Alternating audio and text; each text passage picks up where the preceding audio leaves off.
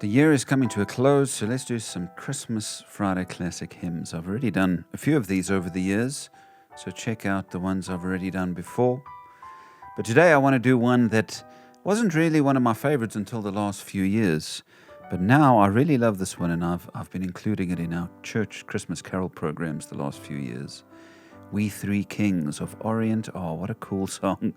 What are your memories of this song? Do you have any memories, any particular thoughts on this song?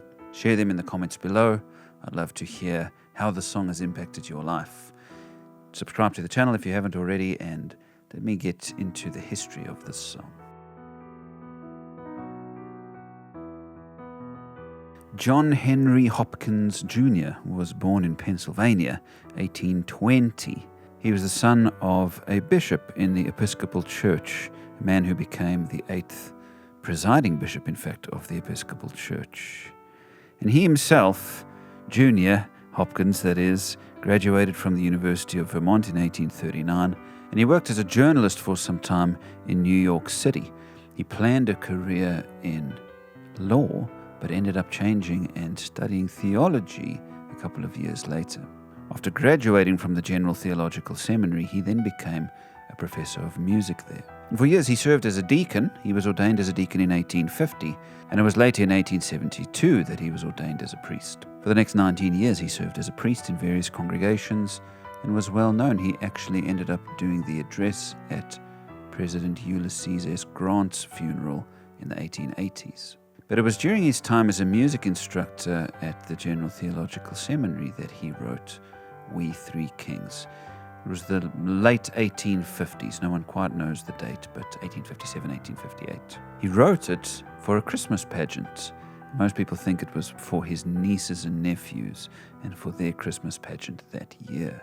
Hopkins wrote the music and the words himself, and after it was performed there for the first time, he published it in a journal that he was working on as a new carol. And as the song began to spread, it really became the first popular American Christmas carol. Most of the other popular carols were written in other parts of the world, and so this one is known as the Great American Christmas Carol. Hopkins died in 1891 after a fruitful life of Christian service. And his song just spread and spread and spread. It began being published in all sorts of hymnals. It began to be praised by hymnal editors and by music journalists and all sorts, because really it is a special hymn and it has a particular feel to it that is unlike, I think, many of the others that we know and love. It's in a minor key for one thing, and this gives it a very sort of edgy sound in the verses, and then it changes to a major key in the chorus, which makes it sound triumphant. It's really beautifully done. So let me take you through the words that he wrote. The song is about the three kings. We three kings of Orient are. It begins, the Magi, or the wise men from the east. He calls them the three kings of Orient, and he pictures them bearing gifts. Of course, that's what Matthew chapter 2 says, and some people have linked this to a verse in Psalm 72, which talks about kings of Tarshish and kings of Sheba bringing tribute. And many people believe that these were those very kings that had been prophesied. Because Matthew doesn't say that they were kings, he just says that they were magi or wise men.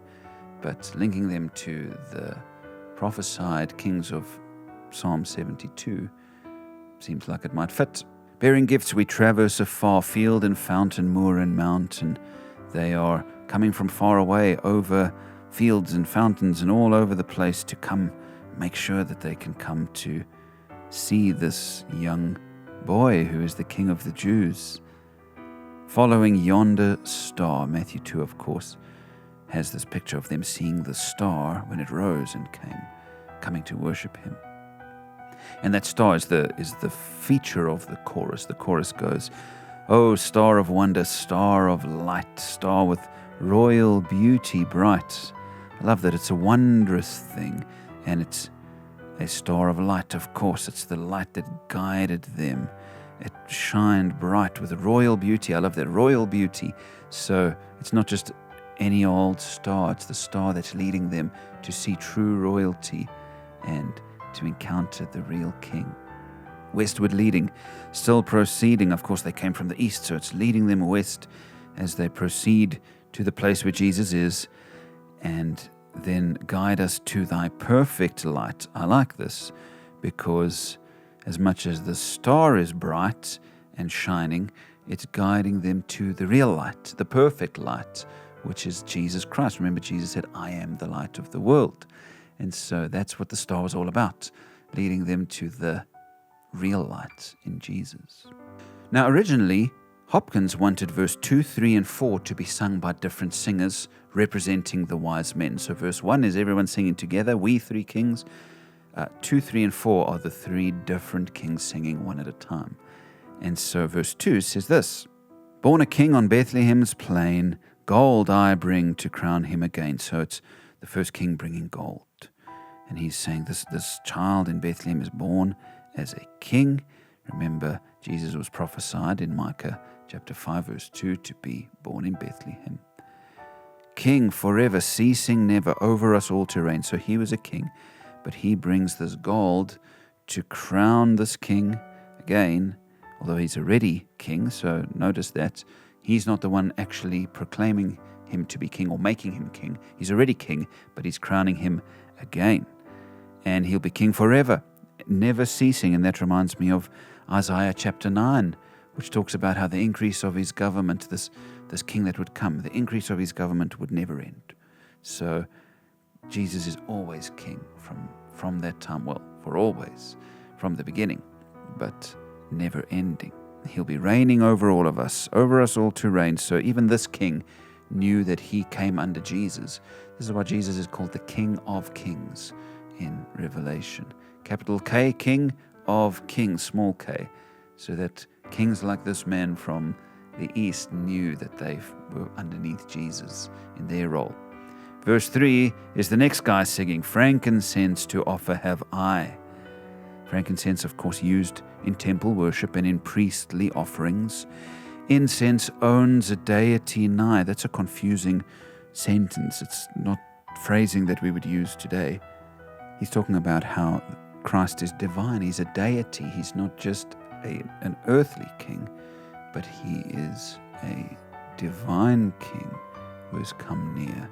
And this incense that he's bringing is to give him glory, just as incense was burned in the tabernacle. You read that in Exodus 34. So this man was bringing incense to give to one who was more than just a king, who was divine. Prayer and praising, voices raising, worshiping God on high. And so this king wanted to praise and worship and join in all the voices worshiping this Jesus. All the angels, of course, were singing, and he wanted to join in. And that's what Christmas is about, isn't it? It's about worshiping God on high, worshiping Jesus, who was God on high, who came and humbled himself to be in a manger. The fourth verse is the next king, the one bringing myrrh. Myrrh is mine, its bitter perfume breathes a life of gathering gloom. So that's interesting. A bitter perfume.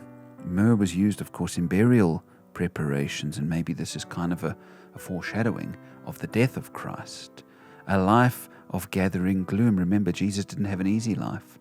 Not that he was gloomy and walked around miserable. I believe he was joyful. We see a lot of joy in Jesus wherever he went. But nonetheless, there was this shadow of grief over him. Isaiah 53 calls him the suffering servant and talks about him being a man of sorrows. And so maybe this myrrh represented the bitterness of the cross that he would have to endure as the Messiah. Sorrow, sighing, bleeding, dying, sealed in the stone-cold tomb.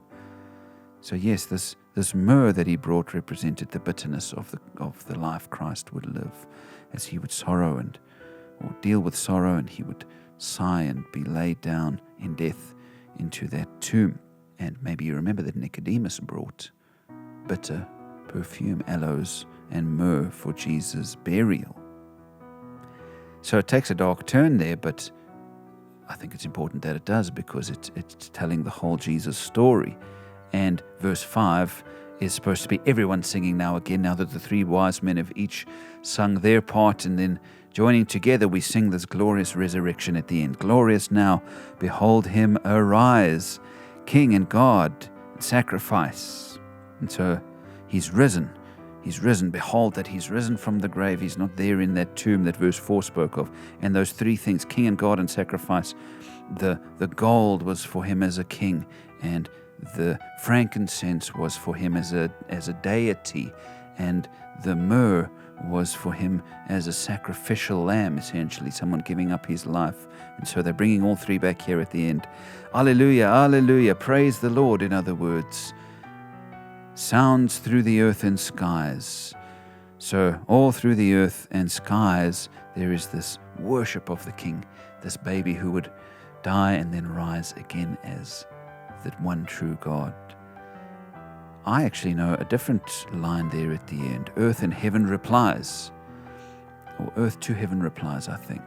Earth to heaven replies. So the angels in heaven are singing.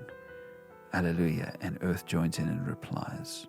I'm not sure which one was first. I couldn't quite figure that out in my research. Man, what a beautiful song. It kind of brought it to life to me, understanding these three different kings, each bringing their things and what each one represented. Isn't that an interesting way of looking at it? So what do you think of this song? Is there a particular line or verse that meant something to you as you listened to it today? And are you going to sing it at your church this Christmas? I definitely look forward to singing this with our congregation. We're going to sing it now, of course, as we always do. But before we do, I want to thank you for donating. Many of you who donate on my Patreon, where I put downloads of all of this stuff if you're interested, and of course extra daily devotions there as well. If you haven't checked out my daily devotion channel, by the way, I hope you'll do that. If you like the way that I teach, you'll enjoy those. Thank you for your support on PayPal and on all those different places. It really helps me to just keep this ministry going at the same time as trying to lead my church in a pastoral capacity. So God bless you for that, my friends. Come, let's sing the song together and worship the God Most High.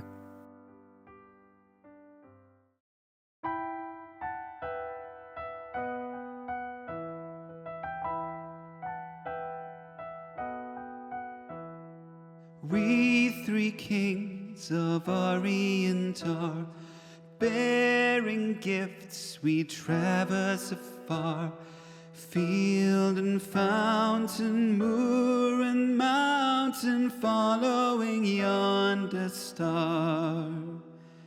Oh, star of wonder, star of night, star with the royal beauty bright, westward leading, still proceeding, guide us to thy perfect light.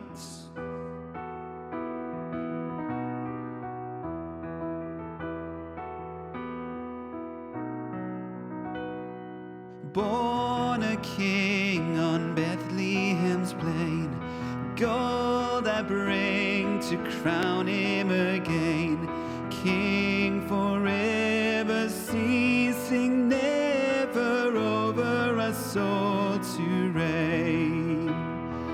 Oh, star of wonder, star of night, star with the royal beauty bright, westward leading, still proceeding, guide us to thy perfect light.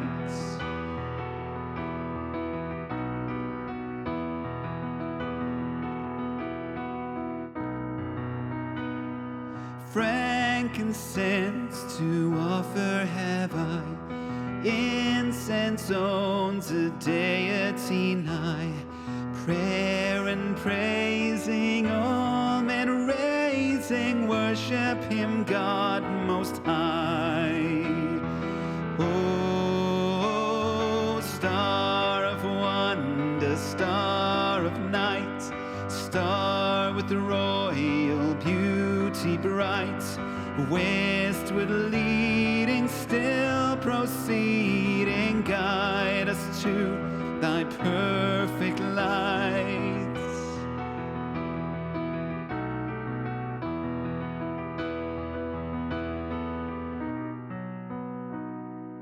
Myrrh is mine, its bitter perfume breathes of life, of gathering gloom.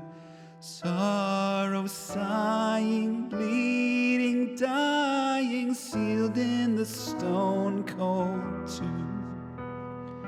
Oh, star of wonder, star of night, star with royal beauty bright, westward leading, still proceeding, guide us to thy perfect light.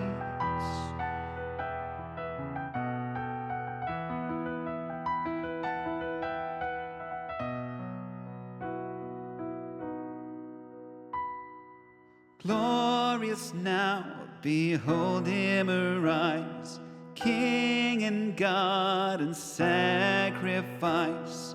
Alleluia, alleluia, earth to heaven replies. Oh,